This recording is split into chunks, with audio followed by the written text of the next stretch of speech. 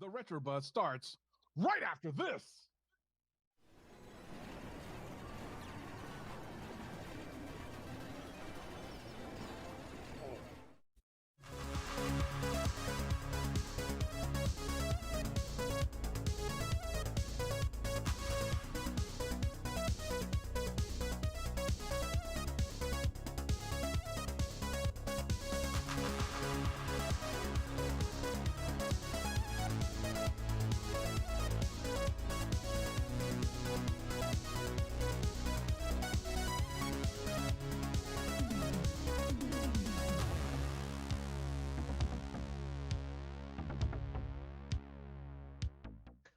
Hey guys, welcome to another edition of the Retro Buzz. It's Friday night. It's coronavirus night. No, I'm just kidding. But this guy has been having an awful week.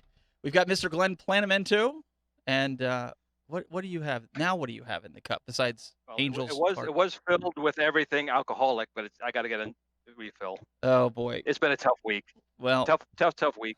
well, you better get that filled up and get situated because we have an awesome show. We've got Mr. Douglas Smith from YouTube.com/CoolToy. Glad to be here, gentlemen.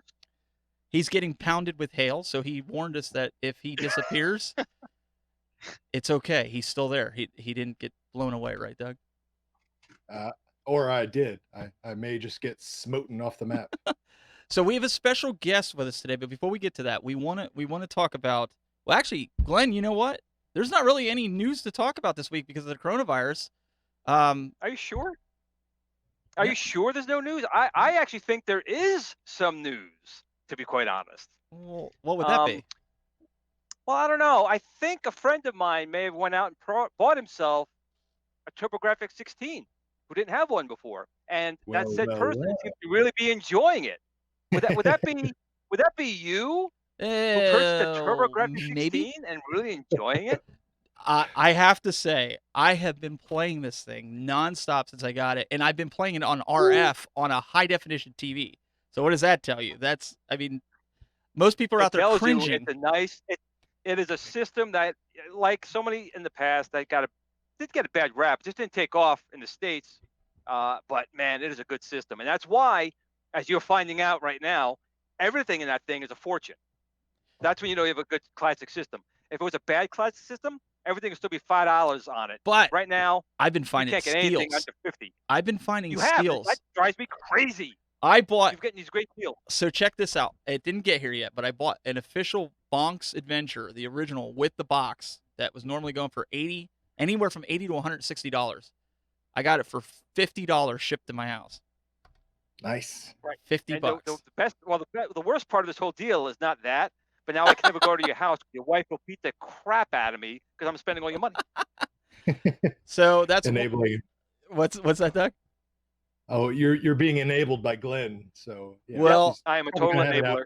I found this website that you can buy stuff super cheap, and it's not eBay or Craigslist, but it was one, and I was like, you won't tell anybody. I gave it to you. Yeah. But you can buy these complete, so I've been doing that. So yeah, you're right. But also one other bit of news was, speaking of the TurboGrafx 16, the Mega Drive, right? People started getting that.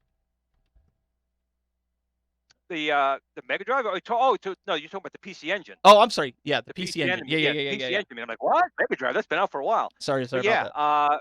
EJ Prime got his. I know Mandel Pixel got his.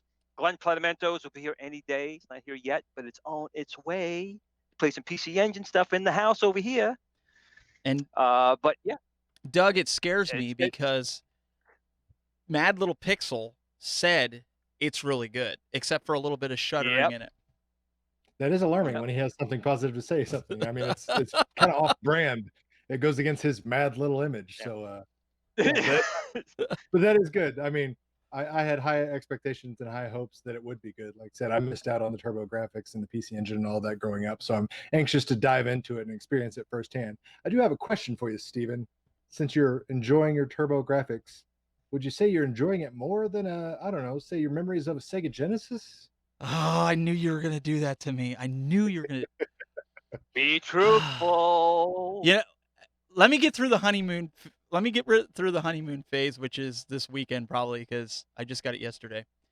I would say I really enjoyed bonks. I've beaten beginner and Great game. intermediate. So my son did too. My son was sitting there and he's like, "Oh, I really like it." But then again, I like the simplistic of just like the Nintendo. It's got 2 buttons, 1 and 2.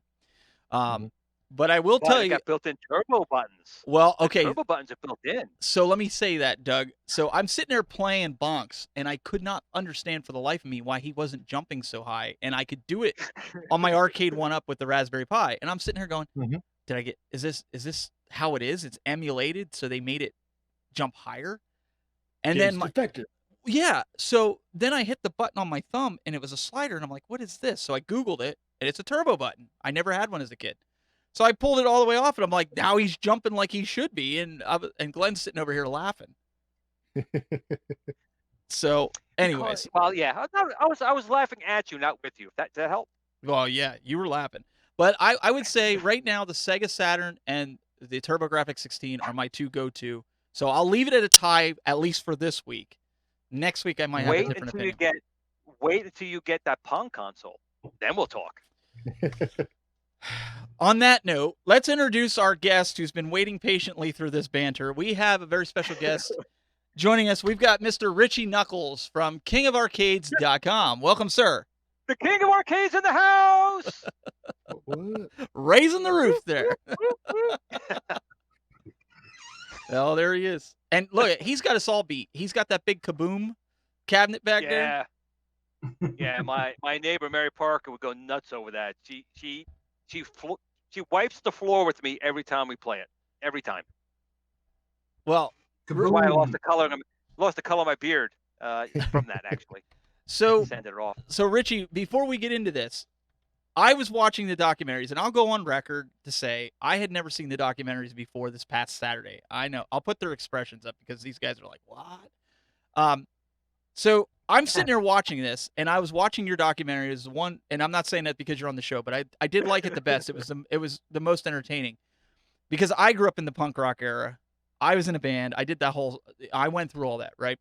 So I'm sitting there watching. I'm like, this is pretty cool. And I saw you were from Jersey. So I'm going, I wonder if this guy would come on the show. And so I'm like doing super sleuthing. I'm going through the internet and I'm going, oh, there's his email address. I'm going to email him.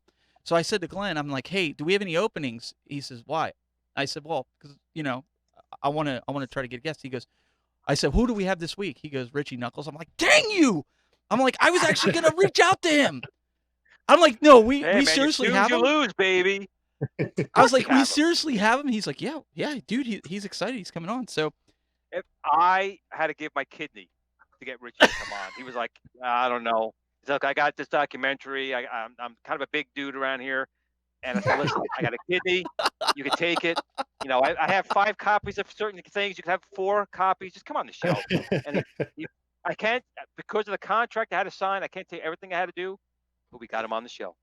Thank you for joining him. You're gonna embarrass the poor guy. Nah, I don't get embarrassed. So, anyways, welcome to the show. So, for those that may, like me, lived under a rock all these years, why don't you give a little briefing to everybody about, how long you've been doing this? Well, we just discovered I'm the oldest guy on the show. It pains me to hear that. Just realized that I'm older than all you guys, probably put together. And I've been doing this since I was 19. Wow. So awesome. 30-something years, 33 years. Wow. Maybe more. And hats off to your wife, because I know it takes a special lady to put up with all this stuff. And I know she's a trooper. She's stood by you this whole time. She's a see you next Tuesday. We're divorced. Oh, way to go, Glenn. Are you serious? Are you serious? I'm serious. Here, Glenn. Here. All right. Where's my Q-Bert? Because I got to put it in my mouth every time. All right. So that's strike one for Glenn. Here's a true quick story. Okay. I started a job a few years ago. Duct tape to put over his thing right there. I'm telling you. This is a true story that'll make me feel better. You guys, hopefully everyone feel better. So I started this new job, and this woman was pregnant. And the first time I met her at the job, and obviously she's pregnant, so I assume she's married, right? You assume that. So we're talking. I'm like, oh, hope you and your husband are very, proud of this. And she's like, oh, we are. And then she leaves. I sit down and my new boss looks at me and goes, your husband died 2 weeks ago. I'm like, Oh really? man. I'm like, really? Thanks. I'm like, how was I supposed to know that? How was I supposed to know? So my foot's always in my mouth. It tastes great. That's why I wear pancake shoes. They're delicious. Oh my goodness. Way to go, Glenn. I'm barefoot. So on that note, hey, he likes Space Invaders, and I am also a huge fan. He's got the world record. Before I put my foot in my mouth again, are you still the world holder of Space Invaders? It all depends. A guy from Australia beat the score that Twin Galaxies had for me, but I had a score, which I still have a score, 250,000. So quite a bit higher than the score that he got. But according to Twin Galaxies, my buddy out in Australia actually has the world record, John Tannehill. Wow. Are you going to try and dethrone him? Are you going to go back and try and... No, because I already have a higher score and I could give a shit about Twin Galaxies. Sorry, I don't care about Twin Galaxies. So fair enough. Yeah. So how long did it take you to actually reach that goal? Saying then he's a huge fan of Space Invaders, and I am. Now, sorry, Doug. Go ahead. No, I was just going to ask, how long did it take you to actually reach that goal as far as gameplay time? Give or take. A long time. Probably playing, because I had, before the coronavirus, my arcade was still open, and whenever we were slow, I would play whatever game I picked, and I would just play it for hours on end. So 4 hours a day, and in between customers coming in. So I guess it probably took about a year, 2 years of solid playing. And I not only quadrupled the score that was from the past, I think I might have, let's see, if it was 30,000, I got 250,000. So wow, a lot high. And I tell you, those type of games, they get increasingly difficult. The whole point of those old games is really just reflexes. To get a score like that in Space Invaders, I mean, I probably cleared 10 levels. I can't even imagine how many levels you went through to get that score. And I love Space Invaders. Back then, I was so good that I never died once. The only reason the game ended is because there's a thing, it's like a kill screen in the game that the game kills itself by an act, like the actual, as the invaders drop, it thinks that it's firing on you, but it really hits itself and it takes the guy away from you. And that happened. I call it a whammy. Remember that TV show? Oh yeah. No whammies. I actually got, press your luck. I actually got 4 whammies in that game. So I never once lost my life because of error. It was just 4 whammies. I wasn't even aware the Space Invaders had a kill screen. It's not really a kill screen. It's a glitch that you die for no reason. Well, that's a kill screen. That's, the game glitches out and you can't go any further. But I did not even know that. Yeah, you call it whatever you want to call it. I call it a whammy. So every time Glenn sticks his foot in his mouth, we're going to call it a whammy. There you go. Yeah, you could do that. It's going to be a lot of whammies. So why don't you tell us a little bit about why the King of Arcade documentary? What caused them to come to you and write that and do the documentary? Did you reach out to anybody? Or did they just kind of stumble on you that, hey, this guy's refurbishing cabinets and trying to keep this alive? Tell us the backstory. It was all because of the Kong off. We went to see. I was called up and invited to be on the Today Show in Manhattan, and Bill Mitchell was on the show, and they asked me to bring in a bunch of Donkey Kong cabinets, and they were promoting the King of Kong, A Fistful of Quarters. And I went into the city and I met Bill Mitchell for the first time, and we were talking about how in the movie they made it sound like Bill would never, or was scared to actually play head-to-head in a contest environment against Steve Wiebe. So after seeing the movie, I reached out to him and said, why don't we do a contest, a Donkey Kong competition where you and Steve Wiebe sit down and actually play Donkey Kong head-to-head? And he was like, all right, if you put it together, I'll think about it. Maybe, I might be in. And I went above and beyond, and I went and started researching and trying to find the best 10 Donkey Kong players in the world. And I wound up meeting Hank Chen. I wound up meeting this guy named Dean Saglio, all the best Donkey Kong players in the world, all came to Flemington, New Jersey to be in the first, what is now known as the Kong Off. And we're up to number 8 US and 3 Australian. And during the Kong Off, there was a gentleman there that had made a few horror films. He made his name in the horror film industry. And he basically said to me, this has got to be documented. Why is no one filming this? Well, there were people filming it. There was about 5 different filmmakers there, but he didn't know that at the time. He didn't see anybody with cameras, but he wound up taking all their footage and his footage, and it started out just to be a documentary about the Kong Off. But then it just took a life of its own, and he went and followed me with a camera for close to 3-4 years and just told this story, the story that is the documentary. Interesting. But it was basically to put, to document the history of the Kong Off is how it started. And if you notice, I was never asked to play in any of them, and for good reason. I'm not that good at it. Yeah, that would not. So one of the things that I noticed, and again, I'm going to speak this as a guy that didn't know any of you guys before watching the documentaries, and I don't know, Glenn, Doug, if you want to chime in here, but Billy Mitchell on this, and I don't know the guy, I'm not judging the guy. He comes off as really pompous and arrogant in the documentaries. Is that really how he is in real life? Or is that like a shtick he's doing for the cameras? I mean, like, I saw the way he was. Well, I saw the way he was treating Steve Wiebe. I guess that's how you say his name. On it, I mean, he just like, it was like he was purposely antagonizing him, but then he would stop, and he was getting joy out of it. Is that really how he is?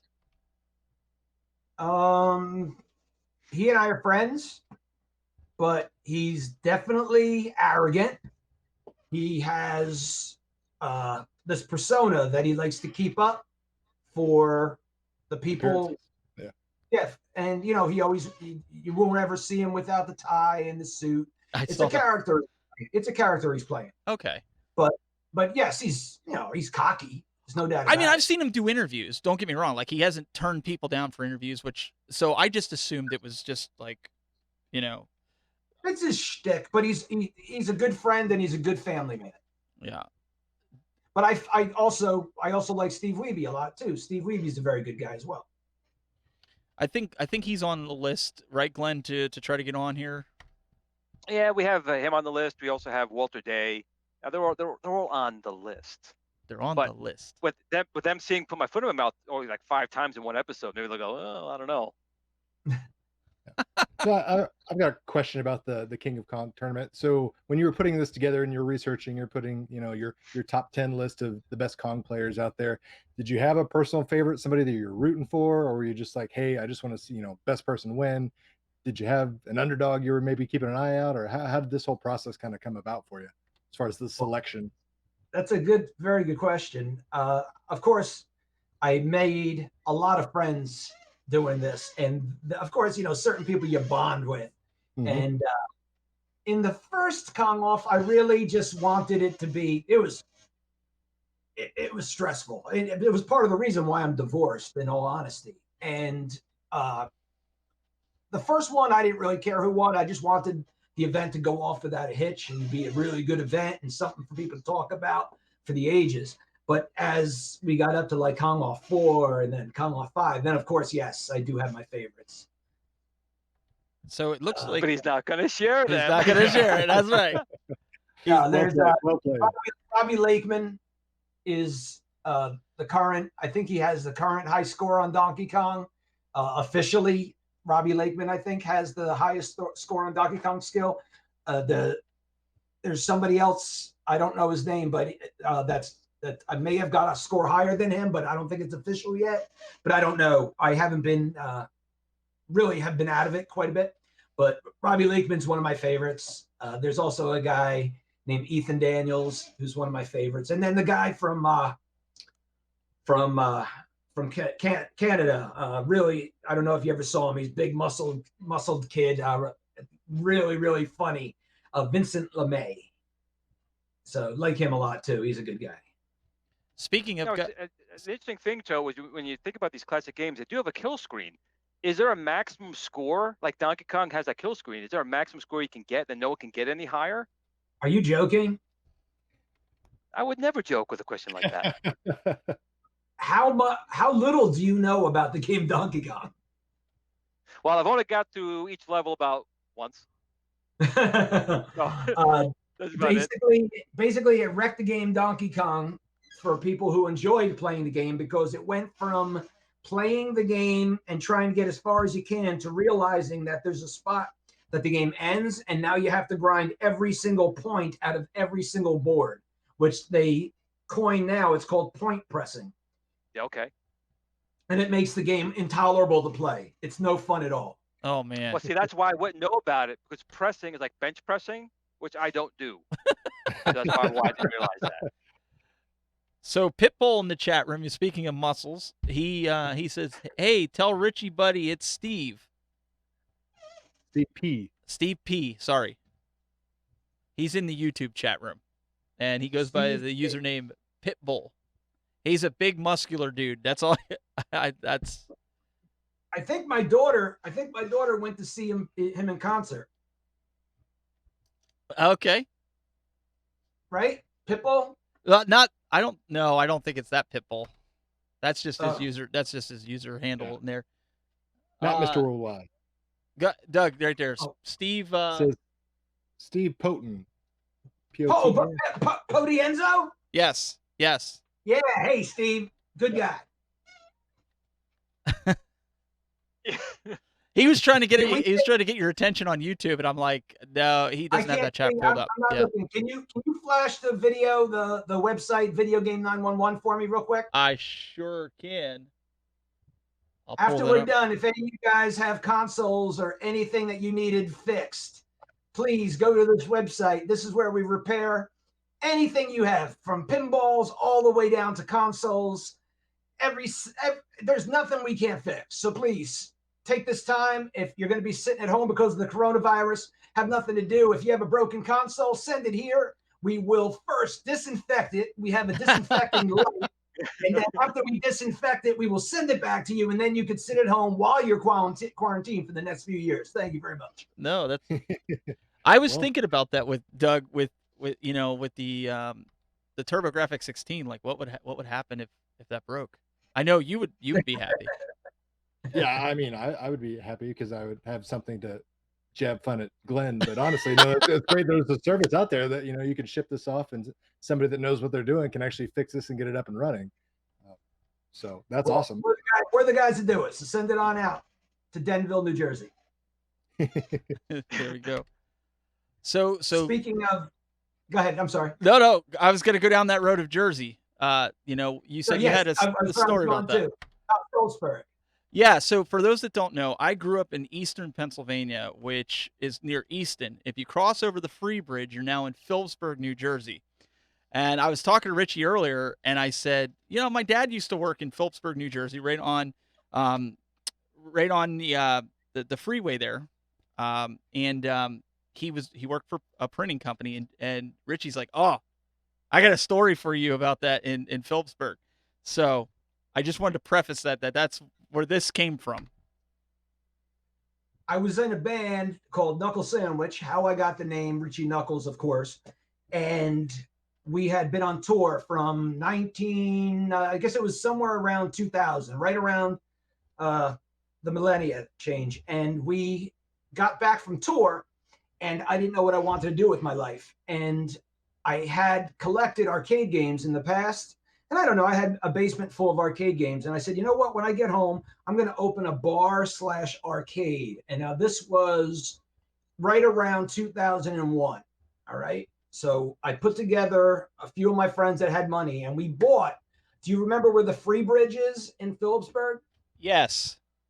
Okay. So you're in Easton. Yes. You're on the eastern side. You go across the Free Bridge, and as soon as you get over the Free Bridge, on the left was that railway car that was a go-go bar. Mm-hmm. Yep. And they had Jimmy's Hot Dogs right there. Right there on the left. You look straight ahead, that building, I bought that building. No, sir. That building was a 4-story hotel. had a liquor license, and that was going to be our bar, arcade, and live music. That would have building, did wonders for that area. Right? And they were in the middle. It was right when they first started talking about doing the whole rejuvenation of Phillipsburg, like getting businesses to get grants and all that. And we had really high hopes for this. So I started bringing in my arcade games, my pinball machines, and the liquor license was in the middle of being transferred. We thought there'd be no reason for the liquor license to get tied up, and it flooded. The water came up above the first floor and onto the 5 feet into the second floor. Whoa. Holy cow. Wow. Yeah. So damage, destroyed all the games that I had brought in. I only brought in, I had a couple jukeboxes. I had a couple arcade games, but I didn't bring in anything that was rare yet because Phillipsburg was still a little bit of a dangerous part of town. And, well, let's preface this. Let's preface this so people know this is the Delaware River that runs underneath the Free Bridge, which is prone to it's flooding. And if you look up the 1956 or 1952 flooding, all of downtown Easton was and Phillipsburg was underwater. Yeah. So that dream came to a screeching halt and lost my life savings and really didn't know what to do. And then decided, you know what? I don't need a liquor license. I'm just going to open up my own little corner of the world that you can come and play retro arcade games. And this was, I guess, around 2003, 2004. And we just started repairing arcade games. I started bringing in my collection, and I feel I was first in. Other than places like Fun Spot was around, there was a few arcades like throughout the Midwest that were left over from the 80s. But even the place in Seattle, Ground Control, wasn't even open yet. So I was one of the first people to try to bring this hobby back. Wow, that would have done so much for that downtown area, because it was, if you guys knew, I don't know how to explain it, but it was really run down. That's the best way I can explain it. And like he was talking about that old bar that was there, like Jimmy's Hot Dogs. I mean, everybody knew where Jimmy's Hot Dogs was, man. If you lived in that area, you knew what it was. And I mean, you could just see it, man. It was a boxcar. Yeah. But so we moved over to Flemington, and I opened my place, and the rest is history. So that's why a lot of people that are really into this hobby, if they look back, and you go back 15 years ago when everybody was on the Google groups, and then all of a sudden this website called KLOV, Killer List of Video Games, comes out. Everybody migrated over there and started talking. If you go back and search, I think I posted over there. You'll find posts from me 15, 20 years ago. Wow. Eminem in the chat room wants to know. He said Doug was, I think, what, 3? We both were. We were both young. Eminem wants to know. He said, "Hey Richie, didn't you have flood insurance or any kind of insurance because of the area?" No, we were still in the middle of getting the liquor license, because until the liquor license was transferred, my business partners would not basically sign off and say, we'll off the building. It's all said and done. They wouldn't put their money in until the liquor license was officially transferred. So I lost everything I brought in because I was too, I was so excited. I was rambunctious. I brought things in earlier. The people that own the building and I became friends. We had dinner. They gave me the keys. They let me in whenever I wanted. I was just, the way I am. You're ready to start something up. Yeah. Exactly. I jumped the gun. If I didn't jump the gun, if I would have sat and let due process do its thing, I wouldn't have lost a dime. Insane. Now, so you have so much money, though, invest in all the machines you've restored. I mean, you've restored a lot of machines. I assume you still have quite a few of them. Is there any insurance on them? They have to be very valuable at this point. Hundreds upon hundreds of games. Yeah. I do not have any insurance. No, I do not. not only do I not have insurance, I'm having a hard time figuring out how to give them all a roof. Keeping everything climate controlled and safe and out of the weather. Once you get up into having over 100 pinball machines, once you get into having over 300 arcade games, you have to have a really good job just to be able to put a roof over their head. What about doing something almost like a museum? I mean, these are old, and have the community help fund a building for it, or have the town fund a building to store these classic machines. And these things do need to be preserved. What you're doing, can't the community or someone help you with a museum for these machines? I'm not a big fan of crowdfunding. Everyone then thinks that, of course, then they have a say in what you do. Mm-hmm. Not really a big fan of that. We are right now, because our business model is really healthy with what's going on right now. Arcades are going to be hit hardest because you can't be anywhere where you are within 6 feet of another individual. You're walking in and you're playing games and your hands are on controls. The next person comes up and touches it. The virus gets transferred. So this is really going to hurt us really bad. If we can weather the next 6 months, how long this virus is going to take to be in control, and we find a solution, stop taking Advil, whatever you got to do. Hopefully we'll be poised to come out the other side with the best arcade museum in New Jersey again. Our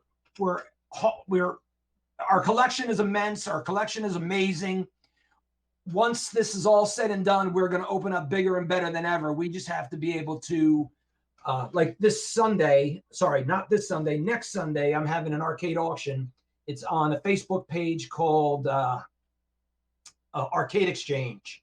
And I will be selling parts, like game boards, and then other different collectibles, like signed copies of the movie, stuff like that, for the whole night. Sunday night, I guess from 6 o'clock on, I'll be auctioning stuff off, and that will help us to be able to keep a roof over the heads of these games while really we can't make any money with them because of the coronavirus. Well, let's see if we can help you here with this, because what about, so you have these signed copies of the documentary. Is there a place that people can go and buy those if they want a signed copy of that right now? Yeah, absolutely. You just PM me on Facebook, find me on Twitter or Facebook, Richie Knucklez with a Z, and just send me a little PM saying, hey, I want one of those signed copies. They're $30 shipped to your door, and I have 8 of them left. Well, after these 8 are gone, you'll never be able to get a hard copy again. We're not running them again. Well, this is the last. I'm going to beat Glenn. I'm going to beat Glenn to it, because Glenn's going to want 5 of them. I'll take. I'll tell you right now. I'll take one. I'll square up with you at PayPal, whatever. Afterwards, I'll shoot you a message. Thank you. So we got one. 2. There's 2. No, there's 2. Oh, you're for me. All right, Glenn's going to do one. So do we have? Can we sell all 8 of these out right now? 3 gone already. Oh, there's 3. So we got 3. Now. 3 are gone. Yeah, I love you guys. I'm glad I came on this show. So 3 of them are gone right now. So that means you have what? 5. I can't do math. 5 left. That's 2. I've been doing math all day. Leave me alone. So, wait, we got another one in the chat room. Adam Kalb, I think I said Adam Kalb. He said he'll take one. So now there's 4 left. Right, so it's I only have 4 left then. So anybody else wants them, sign up. Signed copies. And again, I'm not joking. We're not reissuing these again. We were supposed to do a Blu-ray. P-Dubs wants one. So now you have 3 left. Boom. Yes, I love this show. I'm telling you, that's why I said let's put it out there. Let's see if we can help. Listen, this is I have the documentary. I bought it on Amazon, but you know what? Having a piece of that in the studio, and I'm sure Doug, you're thinking the same thing. Right. I'll leave it in a cellophane. It's a nice knick-knack that I can put up. And stacks of physical media. I'm gonna put me. it. I preach physical media days on end. So absolutely, I'm proud to support physical media. I'm gonna put it right with I know he's a fan of this too. Right at my Zaxxon. There you go. With my Zaxxon. I know it's one of his games as well. Zaxxon's one of the games I'm pretty good at. All right, you have 2 left. Angel I'm pretty wants good at that too. Angel wants one, so there's 2 left. All right. Woohoo! So 2 left. you're not You even only gonna have- you're not I even think- gonna make I it this think- Sunday. They're gonna be all sold I out. think you should have made the price Yeah, like but $300 a copy. You made it a little bit more, but all right. Other, like high ticket items. Let me show you give you a sample of something else that we're selling. Hold on. All right, Keep no your pants worries, on, right? no You worries. said high ticket items, keeping your pants. I'm like, wait a second. No, he Hold just on, it's not that kind of show. he just jumped out real Everything quick. must go. No, I think it's cool. I think it's something to keep in there, not something I'll pass down to my son. I'm sure Glenn, Right. you'll do the same thing. And my son will use it a coaster, but I will cherish it. It'll be with me. Did you think I was going to take my pants down? I know you say I got some high ticket items, and you're going like this. Like, oh, wait a second. All right, so something like this. These are the marquees that, Oh, check that out. right? Wow. And they're professionally made. This was the Australian one, signed by the guys in Australia. That's And impressive. it's in a light box, and you can buy stuff like this. And this is this Sunday, and I have a lot of different one of the guys on the thread called it lifestyle items. So I sell a bunch of keepsakes and fun stuff.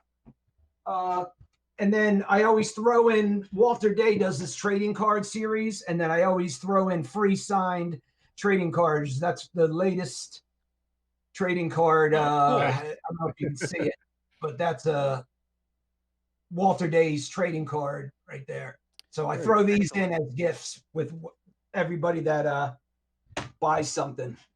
So, guys, we started out with 8 signed copies of the documentary. We're down to 2. Let's see if we can sell these out before the end of the show. We've only got 25 minutes left. So $30 throw in the chat room and make your commitment. We're going to PM Home him after the show. shopping, home shopping show right here. Well, no, I mean it's for a good cause. Everybody says they like the Absolutely. arcades. They like the Totally. arcades. They want to help. This is a way you can help. I know everybody. We've done it too. Tell Adam $200 is right around where the marquees go for. That's like a fair price, and I'm going to be auctioning it on Sunday. But since he was one of the guys that said he was going to buy the DVD too, tell him he's got a deal. $200. $200. Nice. $200, Adam. You got it, Got a deal. because you're But buying the you'll see on DVD. Sunday- You'll see on Sunday. I'll probably go the other ones because I have a few more Kong off 2s, a few more Kong off 4s. You'll see it'll go up over $200. So that's actually fair. $200, $200, I got 210. I got 210, 210. I got 210 over there. 215. Well done. If you were a little bit better, I'd say higher. So now you have 2 signed copies so far left. We've gone through all that. So the reason I wanted to ask you this question coming up, and Doug and Glenn, if you have some stuff, jump in. But I want to know, with everybody doing console gaming now, I know when my kid, he was really interested in, he didn't know what Pac-Man was. He gets on his bus and he's like telling his buddies, hey, my dad's got Pac-Man in his basement. And they're kind of like looking at him cross-eyed like, what is Pac-Man? It's not Fortnite. Now that you have the arcade open, are you seeing a lot of the younger generation coming in and playing these arcades, or are you seeing more the guys like our age that grew up with this stuff coming in and playing those arcades? Well, my daughter's 13, and one of my favorite things about being a dad and having the arcade is my daughter Faith. She is she's probably better than all you guys at Donkey Kong. Probably. She was raised. She's probably the second best female Donkey Kong player on the planet. She could get over 100,000. And Wow. to see her bring her friends and anybody, like say a father brings their 10-year-old son there, my daughter will then come over and go, hey, come on, let's play Mortal Kombat. Let's play this. Yeah. And it's a very good mix, but it's mostly fathers in their 40s, late 30s, 50s, bringing their children in to show them what a true arcade is like. Yeah. Our place in Denville, it's on Route 53. And again, when we're able to reopen because of this awful virus, after we reopen, you'll be able to see we made it just like in the 80s so that it's dark and, it feels like you're a time warp back into the days when this stuff was like new and everybody, to walk up to it, you were sort of like mesmerized. The kids are jaded today. If it's not super. You got your finger up. I can't talk. Oh no. I'm just saying. There's one left. You have one left. You're about to say something. Derek Smith is buying one, so you have one left. Everybody PM me. I thank you guys so much. Do you know we have so much to talk about? We haven't got to anything. I don't want this to be. Come on, a man. sale. Come on, man. No, but one thing I got to say real quick, and then you can talk. I am so jealous. I'm jealous of a lot of things, but you met Nolan Bushnell, my idol, and Nolan Bushnell. I was so shocked. He did his homework to figure out who I was. So when we met, he actually had been already on my show. I used to do a show like this on it was back then. It was called Justin TV. Yes, and I was on Justin TV. He would come on the show and talk and just bullshit with us. So he was giving a I guess you would call it a conference at the Smithsonian in Washington D.C. and I shouted out something, and he said, "Was that Richie?" And then he actually brought me on. I was like, "This is my friend Richie Knucklez, everybody." And there's like 1,000 people in the room, and he actually knew who I was and remembered my name. So that was really, really that was humbling. Awesome. He's an awesome guy. Him and Ralph Baer. I mean, they're the two grandfathers of the whole industry. And kids today don't know that or don't care, but they should. They started this whole thing running at the Smithsonian on loop in Ralph Baer's studio. Wow. You know how they made a recreation of Ralph Baer's studio at the Smithsonian? Mm-hmm. We did the final interview with Ralph Baer, and that interview is what is going on loop at the Smithsonian. Wow. So we were with Ralph Baer a week before he passed. It's a shame. We lost a lot. We lost him. I feel horrible. I can't think of the gentleman's name who did the Fairchild Channel F. He's the guy who did the first cartridge-based console, and people forget about him as well. It's those three guys. It was Nolan Bushnell. Well, me, yeah, I was definitely. Let me tell you something, man. When you were talking about before, the first time we went to an arcade, the first time I was probably 7 when Pong had come out, and let me correct that. 77, I was 8. When dinosaurs roamed the earth. Wait a second. It was 78 for Space Invaders. Oh, I just got a Pong. I just got an original Pong. Arcade Pong? What? The arcade Pong? The arcade game, the real deal, the yellow Pong, the real deal. You're gonna make him cry, Richie. Yeah, number, I am. Number 14. Number 14. Wow. If you go on my Facebook and look, I put pictures of it. The original Pong. How about he's gonna melt down. Space? What'd you say? Computer space. You have one of those? I don't have a computer space. Okay. So I have a chance out in the world. All right. I wish I did. And I don't have a 1-up either. I don't have any arcade 1-ups, you guys. So you need to get me at least a Space Invaders one so I can do a commercial for listen, them. I can't believe listen here. We just sold out all your DVDs. My family, the username My Family in the chat room just said he would take the last one. So all your DVDs are gone. They're done. Your marquee is done. What else do we need to get rid of? I'm pretty sure Glenn is willing to trade his arcade 1-up Space Invaders straight up for that Pong machine. Oh yeah, there you go. Wait a second. He's got to throw something else in. You got to sweeten the deal for me to give that up. I mean, look at that Space Invaders over there. That's well, wait. Maybe Angel can put a lighted marquee on it. That would sweeten the deal a little bit, wouldn't it? That's all right. Now we're talking. Good. But not my Adventure Vision. That's got to stay. Yeah. Dude, this Sunday, don't forget, this Sunday at the auction, I'll be auctioning off stuff like this. Was my first sign we ever had made for the arcade. It's a magnet, and that's phone number's wrong. I'll be auctioning off stuff like those little keepsakes from back in the day. And it also, watch this, check it out.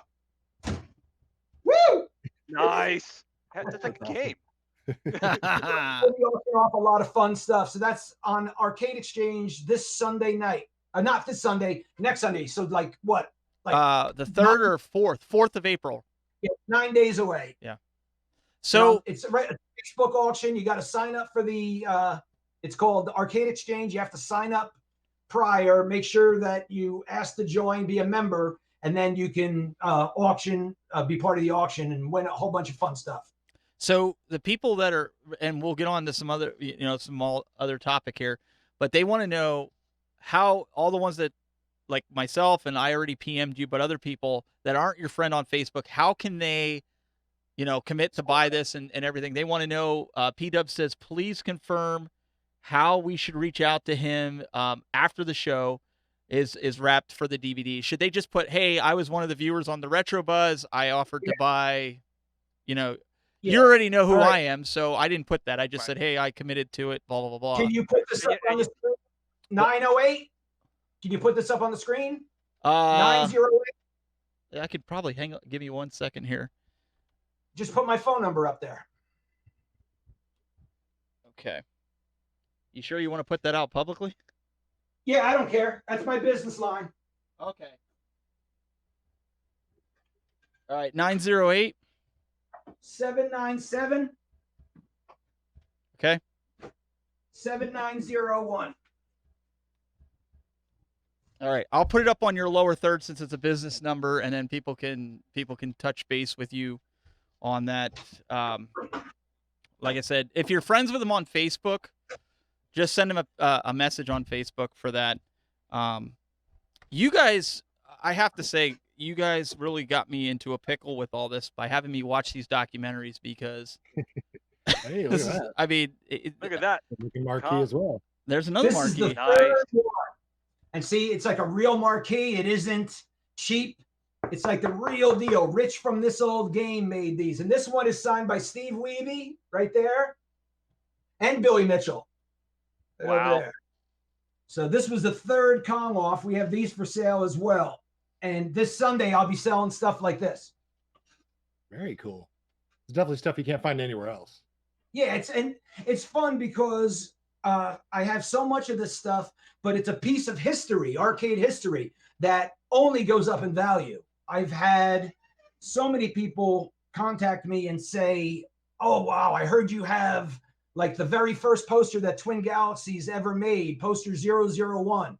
And of course, I'll never sell that. But in this file cabinet right there, down in the bottom drawer, I have like old photos from, because I don't know if you knew this, but I owned Twin Galaxies right after Walter sold it to Pete Bouvier.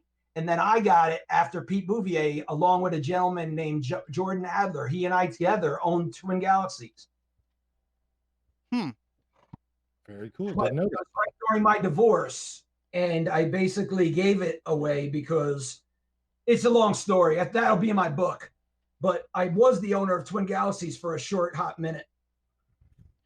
So are you still going to continue the arcade going for as long as, you're able to do it? Are you still trying to get new arcades and even like maybe, I hate to say this, but like put some of these games, like guys have been putting Mortal Kombat 11 and things like that in arcades. Are you experimenting putting some new generation ones in there to try to get the younger generation in there to play the arcades? Or we have at our location in Denville, we have games that are, like I said, Pong, Atari Football, X's and O's. We have Stunt Cycle, the one when you jump the buses.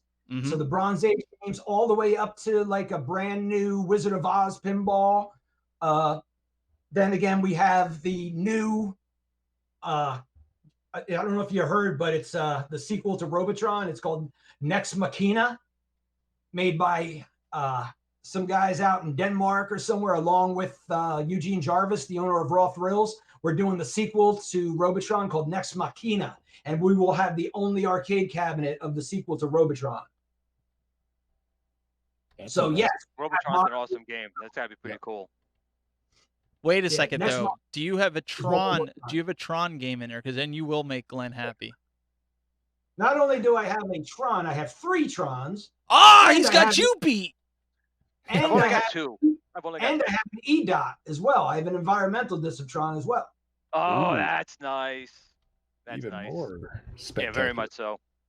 3 Trons and an E-Dot. Glenn, see, Disney, he's got 3 Trons. Where's Tron 3? Come on, Disney. They're killing me. We always tease Glenn because Glenn doesn't just buy one of anything. He buys like 3, 4, or 5 of them, and he'll put one in a bag. He'll dissect one, and he just lets the other one just kind of sit there, just Here's on his shelf. For you, Glenn. the Zaxxon in the back. Right. George and I came up with a plan. You see how much you can get. You point press the Zaxxon. You can only go up till you kill one Zaxxon. What's your score after killing one Zaxxon? The highest we got was 24,250. I will have to try it and get back to you. I don't know. Write that down. 24,000. 150. 250. Oh, 250. Yeah, what did I say? I thought you said 550, but it's 250? 250. 24,250. Okay. Write that down. That's But yeah, as soon as you kill Zaxxon, the score. That's it. And if you die once, it's over. You can't die. Right. You keep going. If you die once, it's done. Now, I know you guys are probably using all original equipment.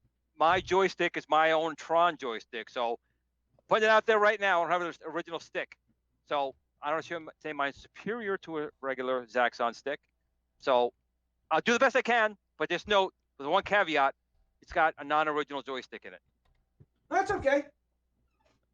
So that's all good. All right, so we'll have to post that. We'll post that maybe next week on the Retro Buzz. Right. What kind of Doug, score I get. Doug, Trivia. I'm going to show you a joystick. You guys tell me what game it's from. You ready? Okay. Uh-oh.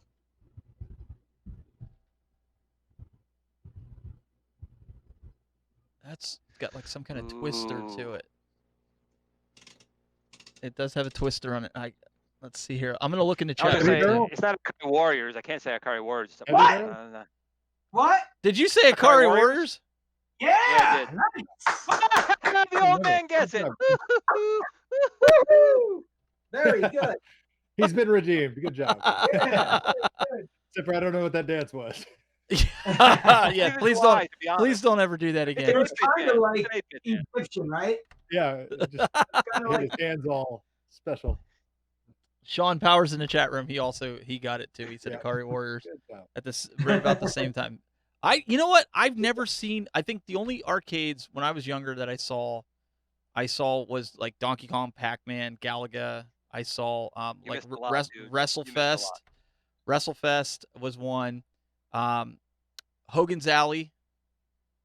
What was the other ones? There was another shooting one that used rifles, but I never saw Akari Warriors in arcades. Well, I'll tell you, one of the things that I guess Richie and I have in common is, we were there as the machines actually came out for the first time. You were probably building them. I was back then. I was definitely taking them apart, and not always putting them back together the way they were. But it was just, and Richie can agree with this. When you went to an arcade, a pizzeria, or somewhere, and you saw this new machine, it was the first time that genre, like when Galaxian came out. Space Invaders, Galaxian was the same but different. It was just something new. I remember playing a lot of black and white games. There was Pong, there was Breakout. There was like a circus game with balloons that you played. Yeah, Clowns. That game was great. Clowns. There you go, Clowns. So all these, there's so many. Look at that. Yeah, see, Missile Command, Asteroids, Yard's Revenge, Atari. I got the shirt on just for you, Richie. I'm not wearing my normal shirt. Oh, that's awesome. Lunchbox. That's kept in pristine condition. I had a Space 1999 lunchbox. Good choice. Good choice. I thought so, but it's just like, I'm just glad that he's doing this, and there's some other people that are restoring these old machines. I know I sound like a broken record with this, but there's just nothing like walking into an area with all these machines light up, hearing the sounds going, hearing a quarter go into the machine. And it's just a feeling that's just not around anymore. Well, it's the closest thing we have to a time machine. Exactly. They do have arcades now, but it's not the same at all. It's tokens, or you slide a card through. What the hell is that crap?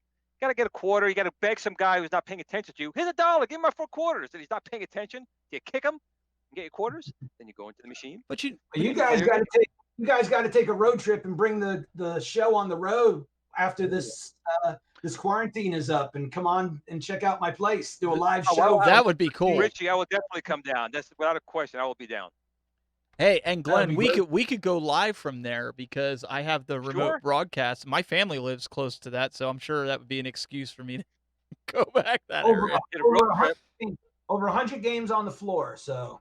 Wow. Nice. And I'll be laying on the floor because I'll be passing out from the excitement. Good sleepover. There you go. Well, no. I'm not taking off my pants, Well, he's probably going to want to sleep next to that Pong cabinet that you have. Oh yeah, I will I definitely figured- be having some fun time with that Pong cabinet. Oh, for sure. geez. Yeah. So before we got to wrap up the recorded side and we open up post show, what is your favorite game all time that if you had to tell, and your most prized arcade that you have currently in your possession? I love the game Pole Position. Pole Position is one of my favorite games of all time. Doug likes that. I do. Big fan Pole of that. Position.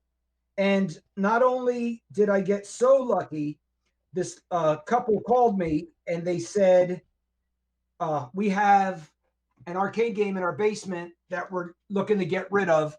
It doesn't work. It's broken. And everyone says that once this game breaks, it's impossible to fix it. If you want to come get it, it's yours. If you want to come get it. I get to the house and it's in the basement and they take the blanket off of it and it's Pole Position. And it had 30 original plays on it. They bought it, Wow, brand new in the box, put it in their basement.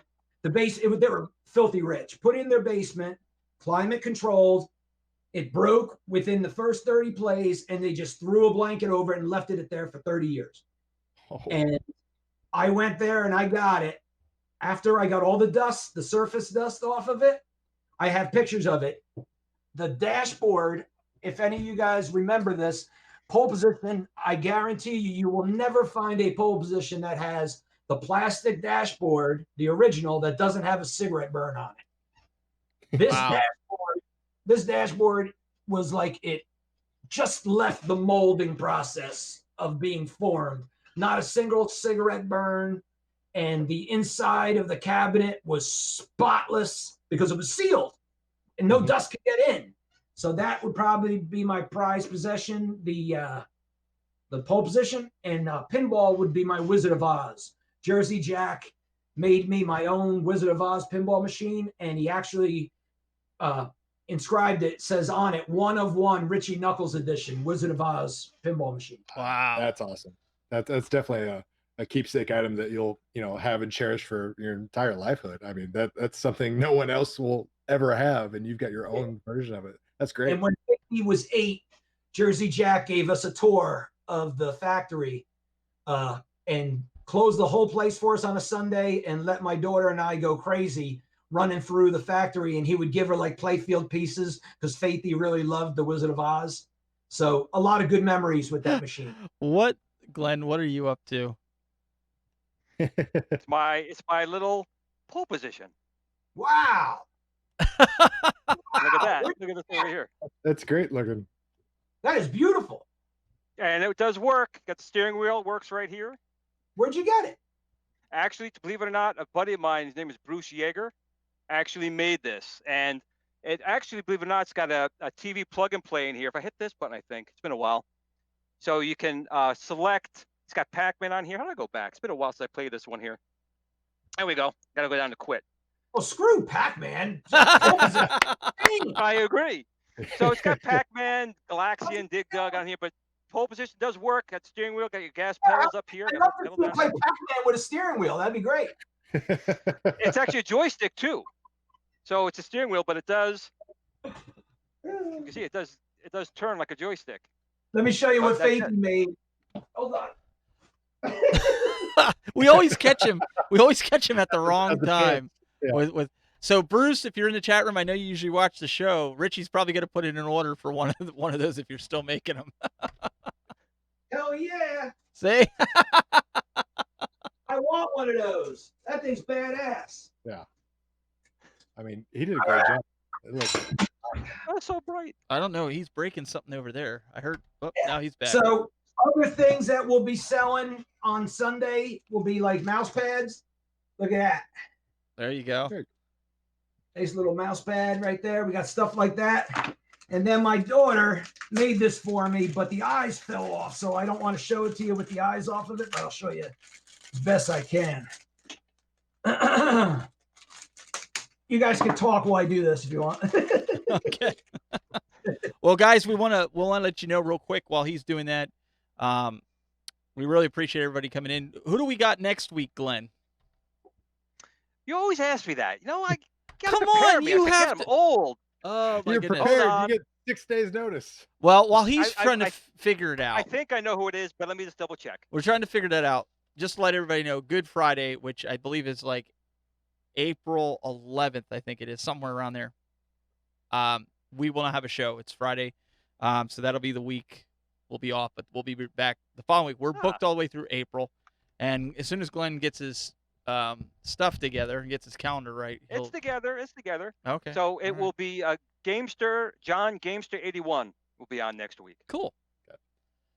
What is he famous for? I don't know him. He's just a game collector. He runs a lot of game shows, and he's got, believe it or not, a collection much bigger than mine, actually, I think. Wow. I'll have to tune in because your show is a lot of fun. Well, you got to come. You could call in every week, man. We'll have you on again. Absolutely. I can call in. Yeah, you can call in just like you did, like you're doing right now. We can actually bring in people. Yeah. For We'll have real? people in a few minutes, actually. Yeah, you'll see. Oh, that'd be fun. You'll see some of the audience members. They'll call in here in a little bit, and when we go into post show here, which we're gonna wrap up. I gotta tell you, I wish that we had more time because we didn't even touch base on like half of the things I have stories for you. So we'll just do we have part two. Time. We have a post show coming up. We have a post show coming up, okay, and so but we do want to do this. Listen, this is why we tell you guys to come out for the live show. Some of the guys will be able to watch the post show. We keep that recorded on YouTube, but it's not recorded for the podcast. So if you podcast subscribers, guess what? You got to show up live to watch the show. So we want to encourage you guys, head on over to thetechbuzz.net/store. You guys can get the cool shirts. I know Doug, you and myself and Glenn's slacking. The new Retro Buzz shirts, you can see we're wearing them. We're buying them. We're sporting them. You guys can pick any color you want, get them made, shipped right to your house. We don't handle any of that stuff. Makes it a lot easier. And go check that out. Help support us and what we're doing. But subscribe to the podcast. Get out there, subscribe to it. We're on everything, both video and audio. So you can download just the audio if you want to listen to it. Well, wait. You're not going to be listening to it on the way to work because most of you guys are in quarantine. Well, you can watch the video, so. That's video time. Working from your dinner table or in your pajamas or whatever your new work routine is. There you go. This is what I want to show you. My daughter made for me. Oh, a Q-Bert. Oh, check it out. Q-Bert. I love Cool. Q-Bert. The eyes come off. That's what the problem was. That's awesome. I love Q-Bert. Isn't that cute? Very, very cool. So, guys, we're going to wrap this up. Stay tuned for post-show. We want to thank Richie. We want to thank you definitely for coming on here. We'll definitely have you back on. And I'm sure you're going to have tons of stories no matter whether we go through it post-show or even after that. You probably got a ton of stuff that we can go through. Last thing I wanted to show you, I brought show and tell. You guys got the Ikari Warriors, right? Oh, yeah. Who could tell me what this is? Oh, it's easy. It's a PCB.